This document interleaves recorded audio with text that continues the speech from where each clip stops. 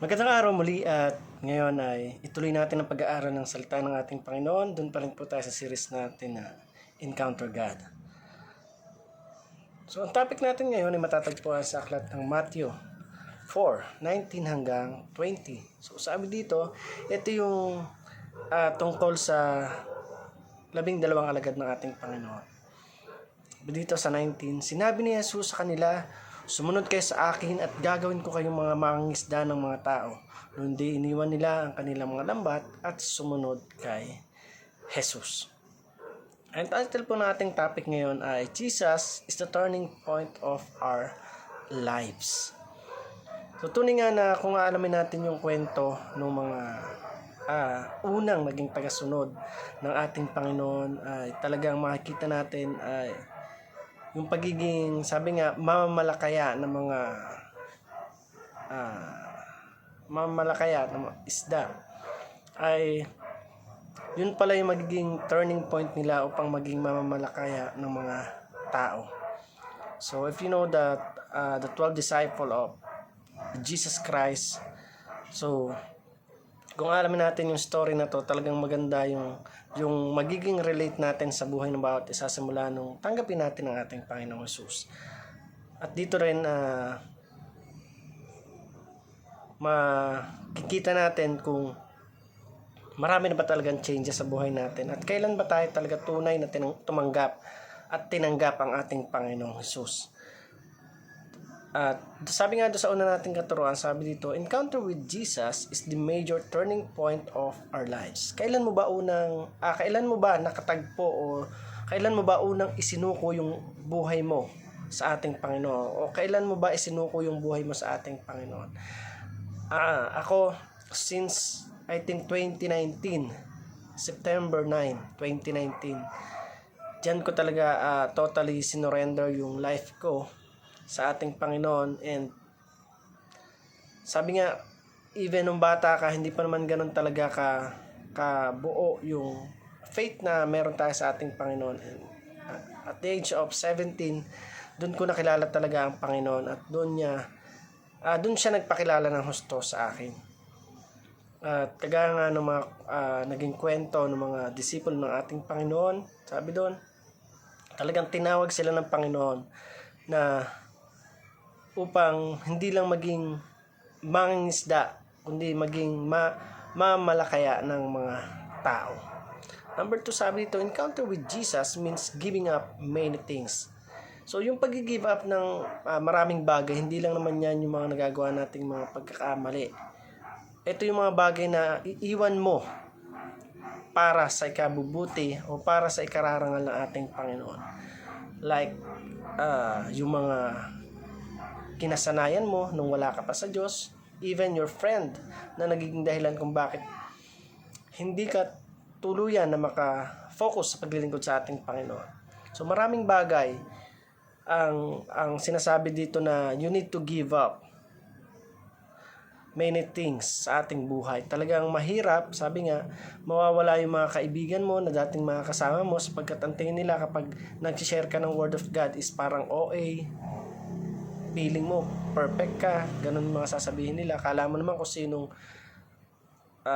kay buti-buti, kung sinong walang ginagawang mali. So yung mga bagay na yun yung mahirap minsan na i-give up, na iisipin mo baka kung ano sabihin ng mga kaibigan mo, baka iwanan ka na ng mga kaibigan mo. So mga bagay na kung talagang gusto nating sumunod at nagtitiwala tayo sa ginagawa ng Panginoon sa buhay ng bawat sa atin, yun yung point na talagang i-give up mo silang lahat para lang maglingkod ka at sumunod ka sa ating Panginoon. Kagaya ng mga mangingisda, talaga iniwan nila lahat at naging mamalakaya sila ng mga tao. At sa kanila nga, sila yung naging dahilan kung bakit ngayon tayo ay nakakakilala sa ating Panginoon. Ibig sabihin, malaki yung naging part nila sa buhay ng bawat isa sa atin. So number 3, sabi dito, encounter with Jesus is our great treasure for eternity. So ito yung simula ng tinanggap natin ang ating Panginoon, isinuko natin yung buhay natin sa Kanya, nakipagnig tayo sa Kanya. Yan talaga yung turning point natin. Talagang isang malaking treasure yan para sa atin na, Lord, ang dumi-dumi ko pero bakit ako yung tinawag mo? Lord, hindi naman ako ganun kagaling. Kulang nga ako sa kalaman, pero bakit ginagamit mo pa rin ako? Binibless mo pa rin ako, iniingatan mo pa rin ako, and you are very thankful for that kind of a blessing na na-encounter mo sa ating Panginoon, sapagkat yung iba may yaman, yung karangyaan ng buhay, may magandang bahay, sasakyan, maraming pera, pero at the end of the day, parang naiisip nila na parang gusto na nilang magpakamatay, tapusin yung buhay nila. Iba yung nasa piling ng ating Panginoon. Yung kakontentohan, yung marunong kang makontento do sa biyaya na binibigay ng ating Panginoon. Yan yung marireceive mo sa ating Panginoon. Yung kagalakan na kahit na nakakaranas ka ng pagsubok ay kaya mo pa rin tumawa, kaya mo pa rin magpayo at kaya mo pa rin magpalakas ng bawat kapatiran na nanghihina. Ginagawa mong positive yung mga negative na nangyayari sa'yo. Yung mga challenges na nangyayari sa'yo ay tinaturn mo into positive na darating yung araw na makikita mo yung kagandahan ng ginagawa ng Panginoon, yung mga pagsubok na dumaraan sa'yo. It's a challenge for us for being a Christian.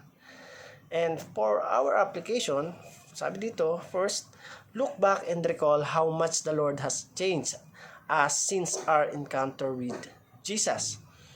O ito, talagang napakasimple. Balikan natin ano ba yung mga binago sa atin ng ating Panginoon. Simula nung wala ka pa sa Kanya, ano na ba yung changes na meron ka ngayon? Ano na ba yung binago sa iyo ng ating Panginoon? Malaki yung pagbabago na nangyari nung nasa piling ka na ng Diyos. Unlike nung nasa piling ka ng sanlibutan ito. At I'm pretty sure na kapag nasa Panginoon ka, andyan na yung kagalakan, yung kakontentuhan, yung kasiyahan sa mga labi mo, na nakikita mo na, Lord, kontento ako sa mga bagay na nare-receive ko sa iyo. Nakakaranas ako ng mga problema, pero I know that it's because you want me to be better or have a deep relationship with you. So lagi natin isipin na talagang yung kaplanuhan ng Diyos, perfecto yan. At kapag tinawag ka ng ating Panginoon, huwag mo siyang tanggihan, bagkus ay ilapit mo panlalo yung sarili mo sa ating Panginoon. Number 2, sabi dito, ito medyo talagang ito yung reflection kung talaga bang tunay na tayong sumusunod sa ating Panginoon. Sabi dito, reflect of how much have you become a fisher of men. So, marami ka bang nailapit na sa ating Panginoon? Marami na bang nabago dahil sa buhay mo? I mean, naging pagpapala ka ba sa ibang tao? O eto na yun, ano ba yung reflection? Ilang taong ka nang naglilingkod sa Panginoon? 5, 2, 3, 10, 20, 30 years? So, marami ka na bang napatanggap? Marami na bang nabago dahil sa paglilingkod mo sa ating Panginoon? Marami na bang na-bless sa buhay mo dahil nakita nila yung changes nung simula nung sumunod ka sa ating Panginoon? So, yan yung mga bagay na kailangan nating i-goal sa sarili natin na talagang darating yung araw na magkakasama-sama tayo sa isang lugar na pinaprepare ng ating Panginoon. Doon, magkikwentuhan na lang, o kumusta yung naging buhay natin, ano ba yung mga naging challenge mo, ano ba yung mga pinagdaanan mo, at sino-sino ba yung mga napatanggap ng dahil sa buhay mo, tumanggap sa ating Panginoon ng dahil sa buhay mo. Yan yung mga pag-uusapan na lang doon sa piling ng ating Panginoon. Wala nang paghihirap, wala nang pasakit, kundi puro kaligayahan, pagkanta at magandang tirahan yung pinarepair ng Panginoon na hindi mo makikita sa sanlibutan ito. Number 3, sabi dito, treasure Jesus above all things and above all people. So, walang anumang bagay yung pwede natin kumpara sa ating Panginoon. Even your treasure here in this world, wala yang kwenta sa harapan nating Panginoon. I-treasure natin yung ating Panginoon na kapag itinanim natin sa puso ng bawat sa atin, kapag dumating yung time na nawala na tayo dito sa mundo, magandang buhay, walang hanggang kasiyahan, libreng lahat, wala ka nang iisipin pa na kahit na ano yung uulamin mo, ano yung kakainin mo, ano yung ibabaon. Sa piling na ating Panginoon ay wala nang paghihirap, more on worship na lang ang gagawin natin doon. So, treasure Jesus above all things and above all people. Walang anumang bagay ang pwedeng makapantay sa kabutihan ng ating Panginoon. Siya yung greatest treasure na dapat nating inuuna higit sa lahat pang bagay. So again, at ang ating panalangin sa Panginoon na nawa ay patuloy tayo na kalugdan ng ating Panginoon, samahan sa lahat ng buhay, sa lahat ng pagkakataon, sa lahat ng ginagawa natin sa araw-araw. And God always protect us, and lagi nating ipag-pray sa ating Panginoon na gamitin yung buhay natin bilang daluyan ng pagpapala ng iba na hindi pa lubos na nakakilala sa Kanya. Again, let's follow Jesus and be a blessing to those people na hindi pa nakakilala sa ating Panginoon. Thank you for watching this video. I hope you learned something, and God bless you.